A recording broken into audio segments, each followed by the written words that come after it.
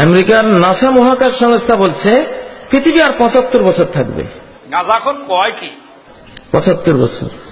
আর আমরা বলছি আজকে 2015, ৭৫ নয়, হয়তো আজ থেকে 100 বছর বা অল্প কিছুর সাথে যোগ করা যায়।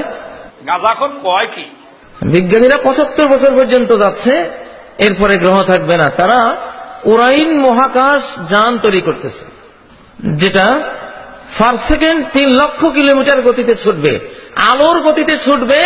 কিয়ামত যখন শুরু হবে, মহাপ্রলয় আরম্ভ হবে, তখন লক্ষ লক্ষ মানুষ ওরাইন মহাকাশ যানে ছড়ে মাটির পৃথিবী ছেড়ে অন্য গ্রহে পালিয়ে যাবে। গাজাখন কয় কি সূর্য পশ্চিম দিক থেকে উঠবে বলে নাসা বিজ্ঞানীরা বলছে 2-1 বছরে উঠতে পারে। গাজাখন কয় কি আপনারা বুঝতে পারছেন না যে আমি কথাগুলি কেন বলছি? আমার চোখ দিয়ে আমি কেন দেখতে পাচ্ছি। গাজাখন কয় কি আপনারা বাংলাদেশে আর আগামী 1 শতাব্দী থাকতে পারেন কিনা?